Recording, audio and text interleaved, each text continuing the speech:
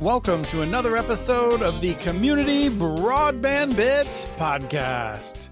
Karl Bode's with us. I'm going to do a little bit of a different intro. We're getting ready to change gears a little bit here. So this is one of the last episodes of Community Broadband Bits. The new show will actually be pretty similar to what we've been doing, which is to say that Community Broadband Bits is the subject of the show. But Karl, every time you come on, it feels like we talk about different things anyway. So we're going to change the name of the show to fit more of the content that we've been doing, while still having a heavy focus on internet access and in particular, municipal networks wherever we can. Right on. Hello. I appreciate that. Yeah. And it's good to broaden our horizons, given how much is going on in automation, data centers, and everything else. It makes perfect sense. Yeah. And what we're talking about today, government power and media. So this is, I'm going to ground this back in some municipal broadband stuff. But Karl, you've been writing about this stuff forever. If people aren't familiar with you, they should check out a social media somewhere where you have millions of adoring fans. Yeah. All adoring. Definitely. Yep. Yeah. So when I was starting on municipal broadband back in 2007, I was hired at the Institute for Local Self-Reliance, and I knew a bit about networking. I'd done a lot of personal, home networking stuff.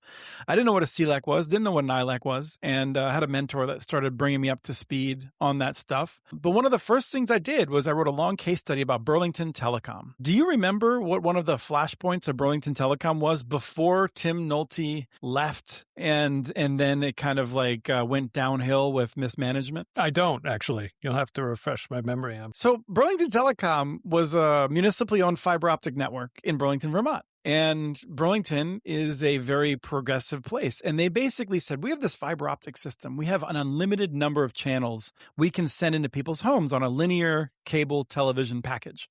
And they said, if you want to make your own channel, we'll get you online and put you up there. And along the way, Al Jazeera said, we got a channel, Al Jazeera English specifically, and it's a network that's still around, but it was much more controversial during the global war on terror.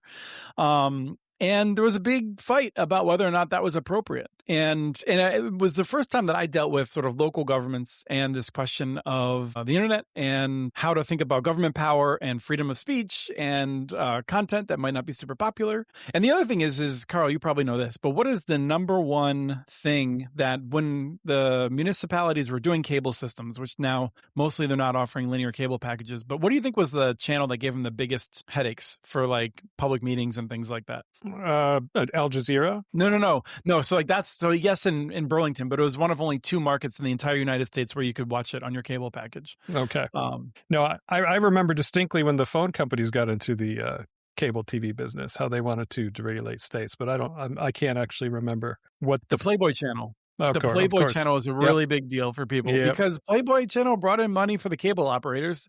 Is a high, revenue channel to have, but a lot of people wanted to be upset that there was nudity on a publicly owned system. And it was inappropriate. They were worried about kids getting access to it and stuff like that. So Arnold Schwarzenegger movies 24 hours a day is fine, though, with limbs being blown off every 5 seconds. That's okay. Yes, in Kindergarten Cop, I think they got that ratio down some. It's better for the family.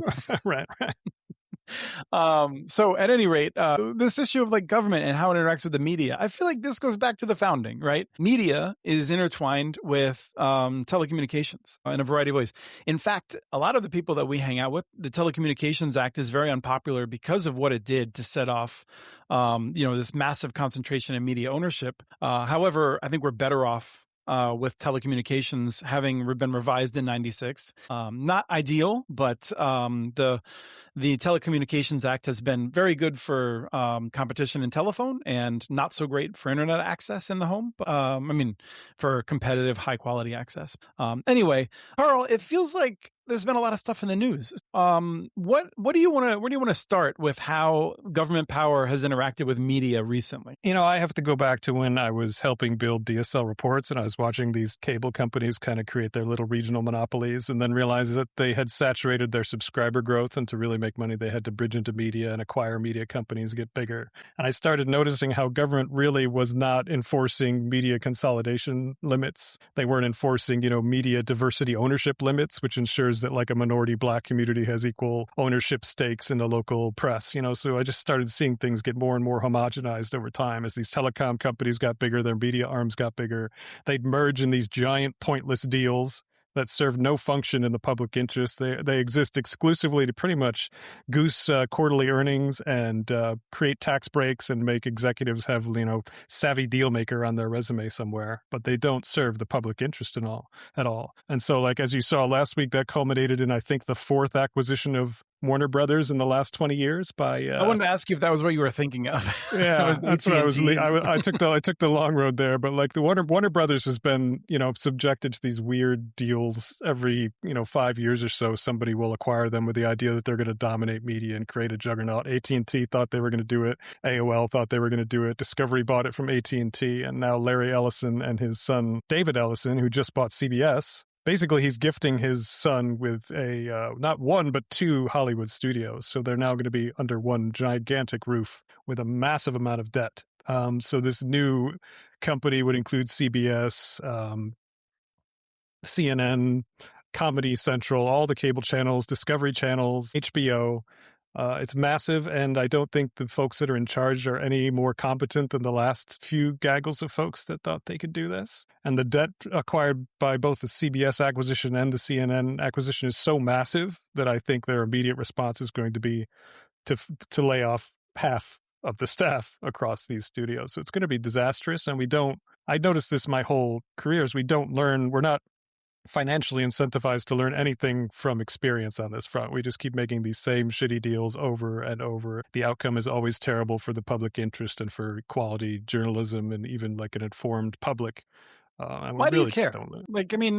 People have Netflix. They can stream. The Burlington's vision for the future, where you would have all of these different channels to choose from. People can, tune into MSNBC. They can tune in, that doesn't exist anymore. MS Now or whatever it is. Yeah. They could also tune into like any number of online shows. The Bulwark is building this incredible, juggernaut. Basically, does it matter that Ellison is sinking a bunch of money into this foolish enterprise? I think it does, because he's not just acquiring these traditional media outlets that have still some functional journalists there.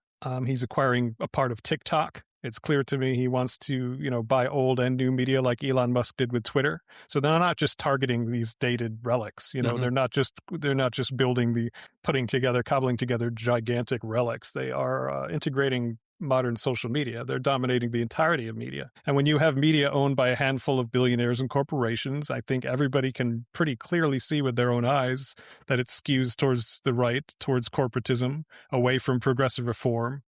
I think a lot of these corporatist outlets genuinely see progressive reform a bigger threat than they do fascism, and I don't think it's subtle in their news coverage. I think there used to be debates about this, and people used to look at me like I had an extra head when I brought it up, but now I think it's been so obvious and ham-fisted during the Trump era that people are really kind of waking back up to the fact that, it would be nice if we had, at least some media consolidation limits, maybe impose some media diversity ownership requirements, We have diversity, right? I think we have the world's richest man owns one media center. The second richest man owns a different one. The third richest man owns a third one. Actually, I saw a list that went down through the 6 richest people in the world, all men, have different massive media ownership stakes at this point, influencing mass culture, which, like you said, is not just CBS and like the octogenarians that tune into it on the regular. It's TikTok. And TikTok is owned by Larry Ellison now because of the United States government, not just Trump, who steered in that direction. But the entire United States government deserves some blame for heading down this direction, which I'll still say, you and I disagreed on this. I've always thought the United States government should have pushed hard to force TikTok not to be controlled by the government of China. I've always had concerns about the crossing interests there, and like the way that influences U.S. culture and the threat that I think it could represent. So I'm going to own my position. You and I don't see eye to eye on all of these things, but like it is remarkable how the things that you were claiming could happen 6-7 years ago have all happened. Yeah, it has. I mean, and it's not just me. It's anybody that criticizes these media mergers or the telecom mergers. You know, the complaints before the Sprint T-Mobile merger was that it was going to result in 10,000 plus layoffs. It was going to make wireless more expensive. Everybody that criticized that deal was right. The complaints before the AT&T Time Warner merger was that the debt was going to cause a lot of layoffs. AT&T executives wouldn't know what they were doing. It would just, they'd waste all this money, and there would be, the quality of the programming would deteriorate. And that's all true. I mean, it's not, there's 50 years of history stretching back over the horizon documenting exactly what this does and what it looks like. It's not, doesn't take Nostradamus to figure out that's going to keep happening until we have a little more, most of the media reform efforts I've seen, especially from the Democratic Party, have been non-existent. They've been just as happy to rubber stamp a lot of problematic mergers. And I do agree that there is a foundation of concern about the TikTok Chinese ownership. But that was mostly being exploited, as we saw with this final deal they struck. They used national security fields to basically offload that company to Trump's friends. And there's still a giant Chinese ownership stake in the company. They didn't actually fix anything. They didn't pass, like, for example, functional privacy safeguards that protect us from all surveillance and all, so it was kind of, my concern with that whole TikTok thing was that it was kind of performative. It's mostly done in the self-interest. These aren't people that actually cared about propaganda or, consumer privacy. They were mostly they were angry that Chinese people had innovated them on the short form video space, and they took action to basically take the company from them. Okay, but let me come back to, why does it matter? Fierce rivalry is fierce, right? People love this show. Came out of nowhere, came out of Canada. Made by the people who did Letterkenny and possibly the best television ever created, Shoresy, which I'll say is not for everyone. But if you love great filmmaking and don't mind some crass comments, Shoresy is freaking brilliant. So we still have the content bubbling up. The internet routes around this corruption and censorship. What does it matter? It matters because informed consensus is being eroded still. You've lost like the pillars of informed consensus. You've lost like trustworthy news organizations. Now you just are blasted with an ocean of content that basically operates under the premise that if people click on this, it must be good and we need a lot more of it. So that's the entire apparatus across new and old media. I want to just emphasize that, right? Like, this isn't just like someone who's solely like, I'm just going to blast propaganda out. This is like, there's a machine aspect to this that is concerning, which is just, if people watch it, we need more of it. Yeah. Yeah. And people often don't watch important, informed news. And that's its own cultural conversation we can have about why. Maybe they weren't trained to. We don't have great media literacy training in our education system, so people don't really know where to turn for decent news. So I hear the argument that, okay, we have all this content for people to turn to and inform themselves, but the average American consumer is not very good at discerning, noise from bullshit, as we've seen over the last 5 years especially. They're more likely to consume like a far right-wing extreme influencer who splatters a little white supremacy in between his engagement bits as they are like an actual beat reporter who has 20 years experience talking about subject matter. So that is a problem. I think it erodes the foundational girders of informed consensus in a society, and I don't think that's accidental. I think these billionaires that are acquiring these outlets, that's an intentional goal. I think they look to Viktor Orban's Hungary, where the media giants are all bought up by autocratic allies, and then the government slowly kind of strangles independent truth-to-power reporting right off frame outside of the view of the camera. I think that's their goal. I don't know if they'll be successful, because if you look at the kind of people that they're bringing in to run CBS and CNN, they're not what I would call competent.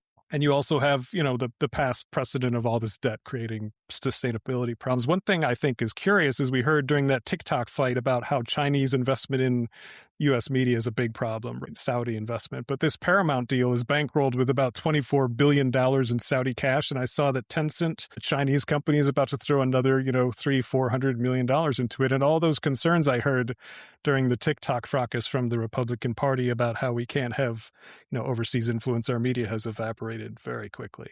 One of the things, as you were saying that I was thinking about was Sarah Longwell. She's a publisher of The Bulwark, and I'm a huge follower. I find that her and JVL have their finger on the pulse a lot more than a lot of other people do in the media sphere. And she does all these. She's famous for doing these focus groups with people, Trump voters, people who voted for Trump and then didn't, people who didn't vote for Trump and then did, people who like have this hobby and are supporting Trump. Like it's just like just focus group after focus group. And she says one of the things that she hears a lot is, I just don't know what to believe. And so like you have people electing Trump because they didn't want foreign wars. And many of those people then go on to support. I mean, what's interesting is like seeing how the numbers shift as we are involved in this war in Iran now. And there's definitely the sense from people of I don't know how, I don't know what to believe. And I feel like libertarians would say, well, that will sort itself out.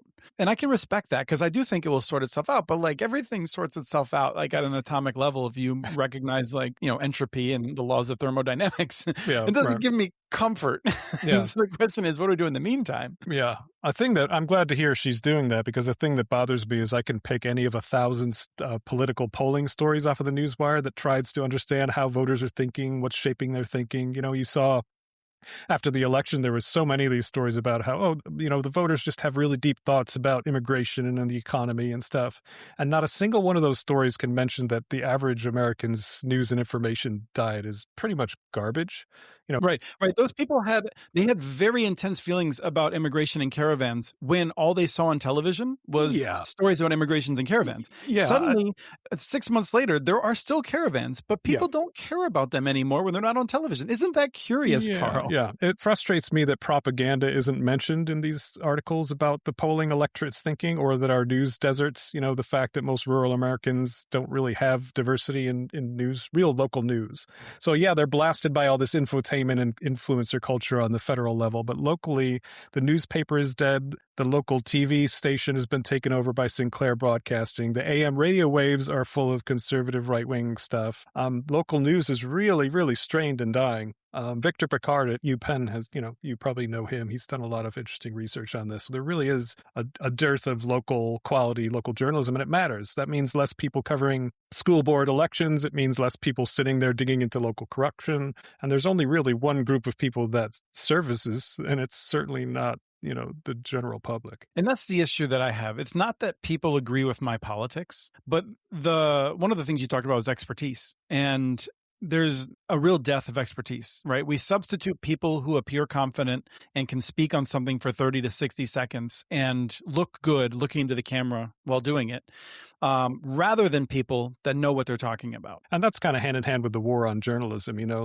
These media companies that want to pay off their debt, the first thing they do is fire all the old beat reporters because they don't want to have to pay for their health insurance. So you wind up with like AI, quick hit news synopsises and a bunch of interns that have been on the beat for 3 years and don't recognize the historical context of the story they're covering, right? These valued reporters have been axed because we're a country that really has kind of become obsessed with artifice. And I think it's kind of devouring us alive, and it's represented by our media dysfunctions. And so it's interesting to me that we are here, and I think a natural reaction to this is, what does government have to do with it? To which I would say, and I'm not at all an expert on this, people at Free Press, the organization that's been around fighting for a free press, not the group that is operating now as the Free Press, which publishes a bunch of crap. And I just say that because they have some good writers, but they also have the people that do telecom are awful, truly. They're the people that you're talking about that have less than 3 years of experience and just parrot whatever line comes up. And the person that runs that website now runs CBS News, just as it right. And I've forgotten her name, Barry Weiss. And so, and this is the issue though, is like the Free Press organization out of Washington, D.C. that is focused on having a vibrant press. Whenever I've engaged with them, I get a sense they go back to the founding, right? And the fact that the founders recognized that we had to have a free press in order to succeed, right? It's in the First Amendment. Thomas Jefferson said that if he had to choose between basically elections and newspapers, he'd take newspapers, presumably accurate ones. Although This is not to say that those were great newspapers at the time. They were the blogs of their time, right? They were like scurrilous. They made stuff up, but like Yeah. they had different opinions and they could defend them. And it wasn't just for the clicks, right? I mean, it really is. There were some differences, but not as many as people might think. And there was a thirst for informed consensus. You would have town hall gatherings where Mark Twain would go talk for 3, 4, 5, 6 hours, and people would go and they would listen. They would pay attention. There was a thirst for connection and knowledge. And now we're just blasted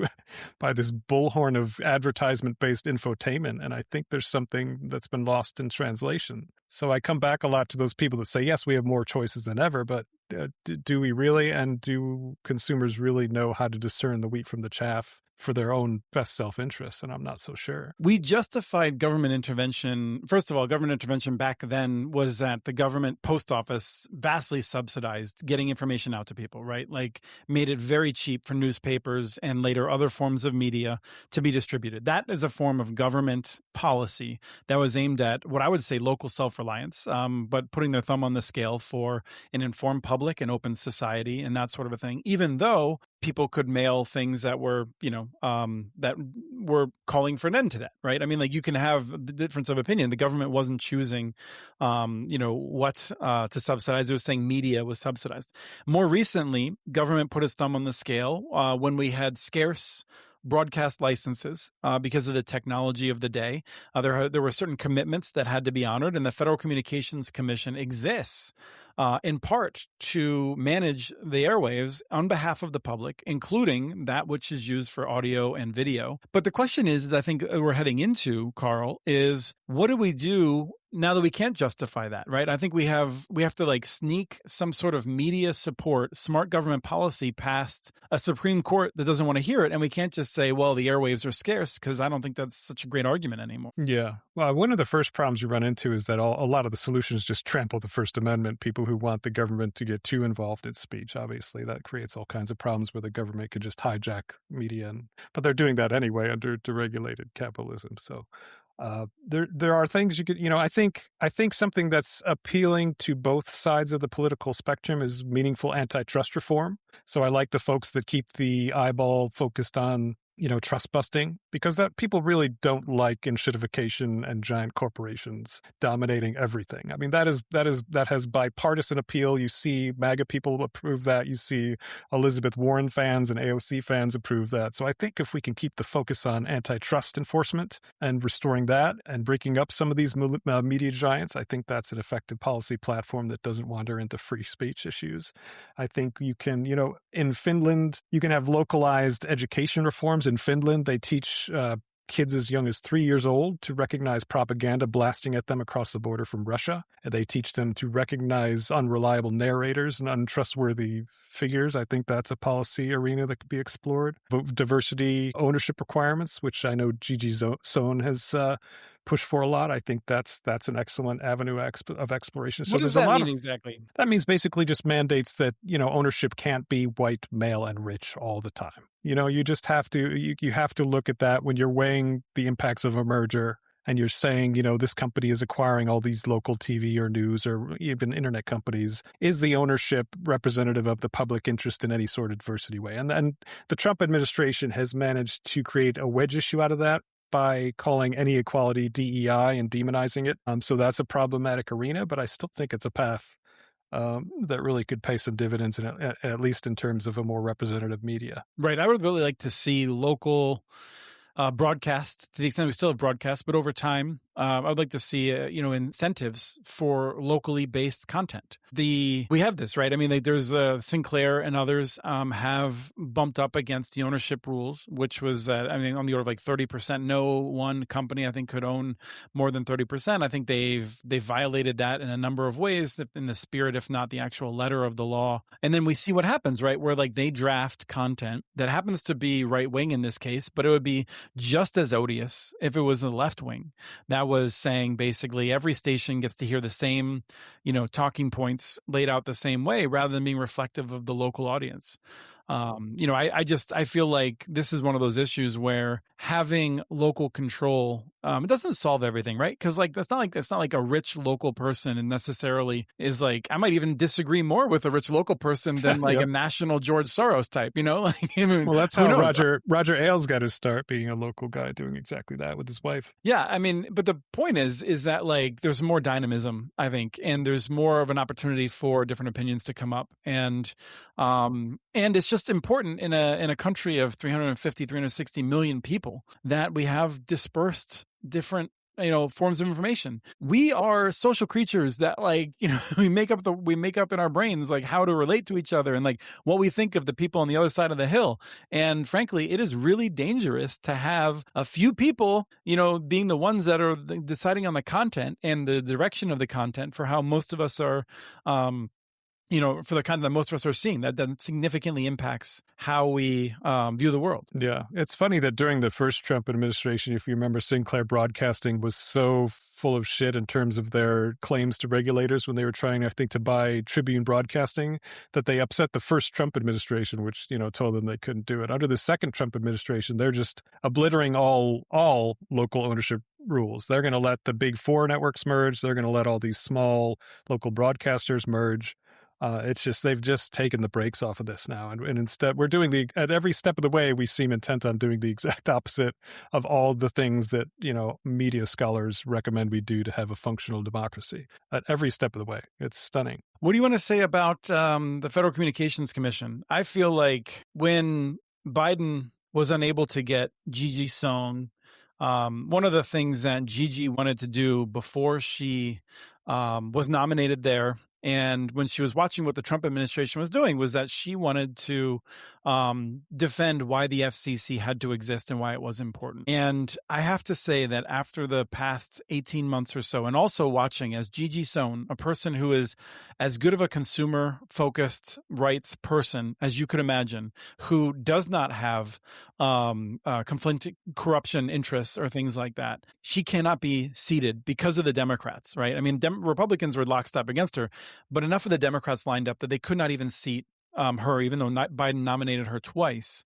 And like, there's Democrats that I would have said, oh, I'm not really so sorry about that. But like, to not see Gigi Sohn, I just feel like I'm done with the FCC. Like, I don't understand why we should use our time to try to defend this agency. There are things that it does that are important, but I'm not sure that the things that it is damaging aren't outweighing the things that it's doing that are important. Yeah. Well, I mean, the corruption runs so deep, right? As you said, you can't even get confirmed to a regulatory agency if you have any sort of progressive reform type bona fides. It doesn't matter how, Gigi was one of the nicest, most popular people broadly across the aisle that I've ever seen run for that position. And she was just completely railroaded. Right. A lot of conservative voices who might really dislike some of the politics that you and I have, Karl, they came out in favor of her because they are honest people who believe in rules and the rule of law. And they fought for her to be seated because they thought they want to live in a society where even if they're outnumbered, they want to have people in positions of power who are serious about the rule of law and having a society where we don't just have the most corrupt ruling over us from either side. And passionate people who will really fight. They're not just the FCC, and all these agencies are stocked with a lot of careerists who kind of mute all their opinions down to like a blunt nub to be.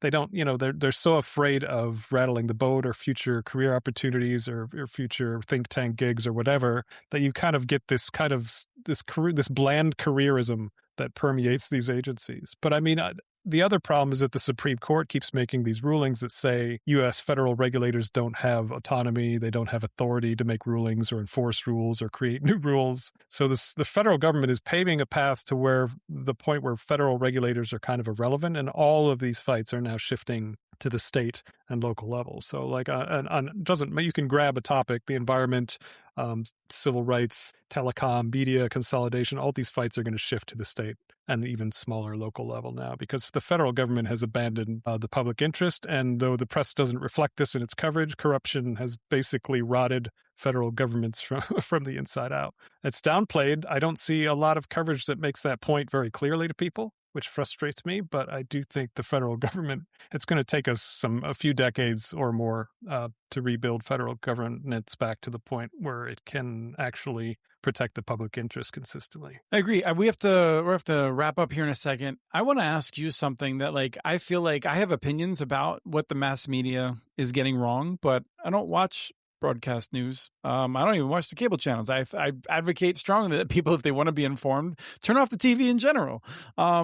How do you stay up on what's actually happening out there? What is your media diet that you don't have a sense not just of like what's really happening, but how much do you tune in to watch the cesspool?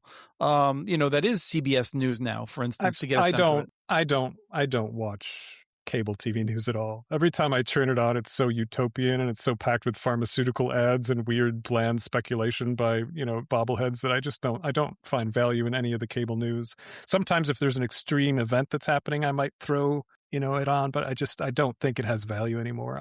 I grab a broad palette through social media, through, reliable outlets like ProPublica, through reliable newsletters for people that I have a history of trusting on issues. That's how I built. But not everybody is trained to do that. I learned to do that through 20 years of studying media. Your average consumer who's 27 years old is not going to understand, the ability or the need to curate their own informed, especially with AI entering the mix and, all these AI agents telling people what they want to hear all the time. I think we're at a real precipice here. So we're going to need some real reform movement to shake loose the foundations of this and really put things back in the right direction, assuming we can. Yeah, I think it's interesting because it is hard for me to get a sense of.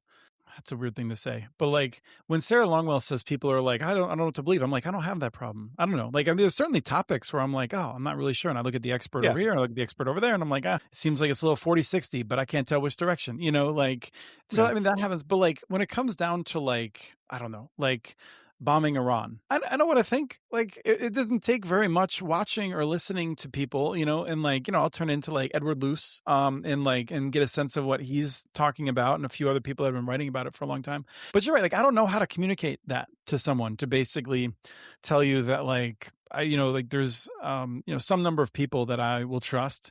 But also I feel like if I watch a bunch of clips on social media from CNN or others, I feel like I can be fairly well informed from it just because of having a sense of the biases, what they're not saying. And, it's sort of like you read between the lines at a certain point. I don't know how you teach that. No, I don't either. I think it starts, like I've said with the Finland example, I think it starts with pointing out unreliable narrators and teaching kids how to recognize, because there are patterns in all these folks who are just chasing engagement, these engagement trolls who are misleading the public. There are patterns. There are tells.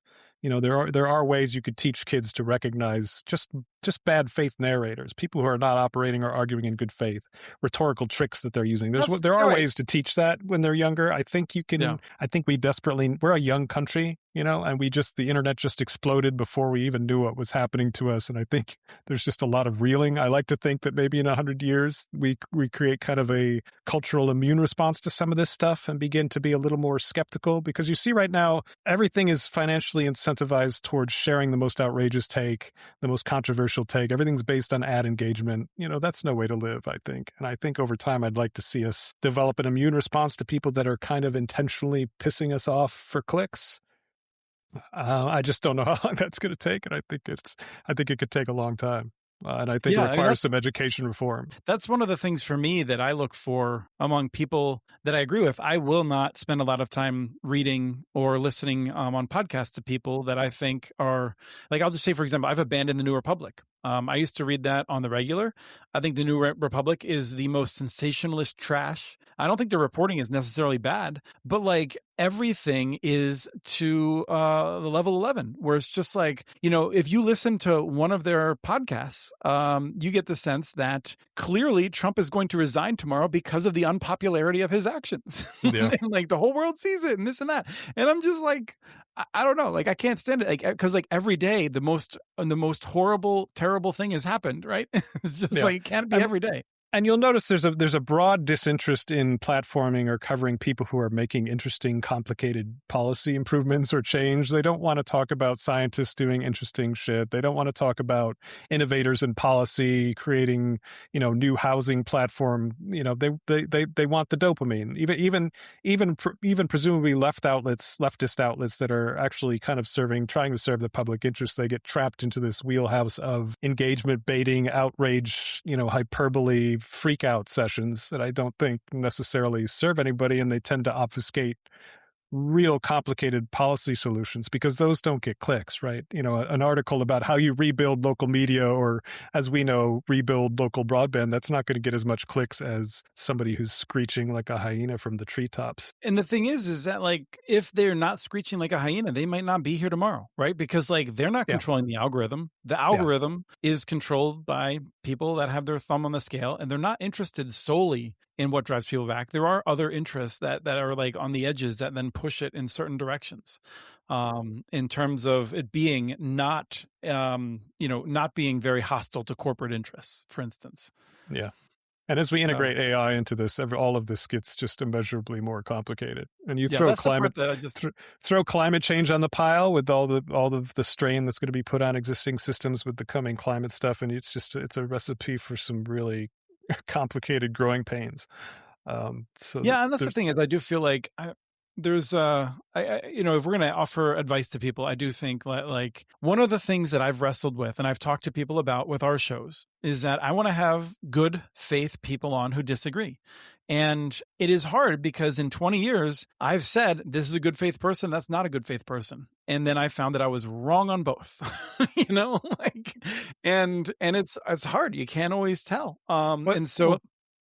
That engagement pursuit, I think we've seen this with several prominent people. I won't name any names, but once they fall into an audience capture, right? Yes. They get a little bit of popularity on the internet and suddenly they're kind of pandering to the outrage that you see them kind of double down on the impulse to be inflammatory and do hyperbole. And I think that's that, even our good journalists, who have pivoted to newsletters, I think that's a real risk for people. Again, especially in the AI era where you have these AI agents trained to tell you that you're right all the time or that you're really making interesting points and that this is a good idea. So it gets really complicated. And I don't think there's a single silver bullet answer for any of it. And anybody who says there is not surveying the field accurately. Yeah. Well, I can say that I am deeply sympathetic to those who are concerned that some of the policies that we are pushing could ultimately be counterproductive in terms of government having a role in media. But my view of all this is that it has to be iterative and we have to do some experiments. And I just, as much as a lot of libertarian thought appeals to me and has influenced me greatly, but the idea that we should just sit back and let a few the 6 wealthiest people on the planet fight it out, with their vision and all of their vision being just slightly off from each other, it's not like any of them have the vision of let's figure out how to ensure individual rights for everyone, No, absolutely not. No, between Bezos and Twitter and Zuckerberg and, they're all basically pushing the same idea. They basically want infotainment. They don't want informed consensus and they don't want an informed electorate. They want people pushing buttons as rapidly and mindlessly as possible at impossible scales to make impossible sums of money so that they can get more votes. And that's no way to run media. Yeah. So we are going to be back. At some point, there's going to be a new name for the show, but we are going to continue down the same path of trying to have a combination of these conversations, like one-on-one or two-on-one, as well as panel shows, all under the same brand. And the goal is to have cover telecommunications and internet-related stuff, as well as some other tech, with honest conversations with people, and wherever we can to have people that disagree. And so, for people, I love it. I know it's hard for me to say hey, you should reach out to me and get guests, because people are sometimes frustrated. And I've done this. You write to someone, you're like, you should have this guest on. And for some reason they don't. And you're like, well, are you not listening to me? But the more guests people suggest, the better. So we can try and track some of them down and see if they work well with us. So, But that's the direction we're going.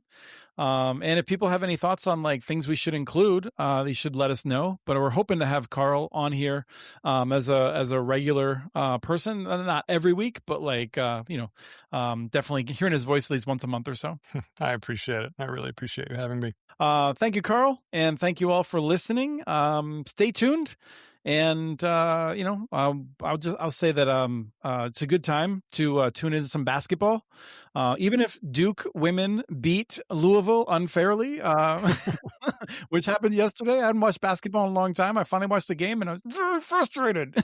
But like, I'm getting back into that, I hope, a little bit. And things are returning to normal a little bit in Minnesota. There's fewer people. There are still in the order of 20 abductions a day, it seems like. But the number of ICE agents is going down. I think the number of people who are being threatened is going down. But my wife still patrols at the school, and they still see agents coming by and basically like, I don't know how to describe it except for like attempting to be intimidating, like staring down the middle-aged women wearing vests who are out there to just try and keep an eye on things. You know, you have these like government agents who are just driving by in their tinted vehicles, sort of like trying to menace these middle-aged women in their vests. And so that's still happening, and we still got mutual aid we're working on and trying to work through this all. It is a hard time, but I hope that people, I did want to bring this in, Karl. So I'll just end with this because we'll come back and deal with it. I think this is an opportunity to build community, right? Yes. Like we have national media that is tearing us apart.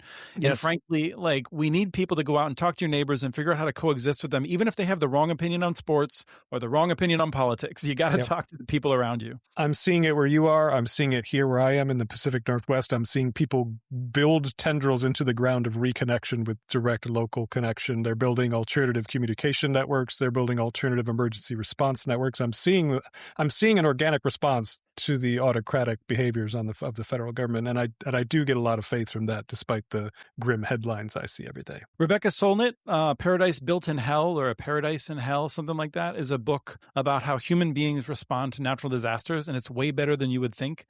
We are at our best when we are pushed to our limits, unfortunately, and that seems to be happening right now. So I want to thank you all for listening again, and this is the real end. We're going to go to the outro now. We have transcripts for this and other podcasts available at communitynetworks.org/broadbandbits.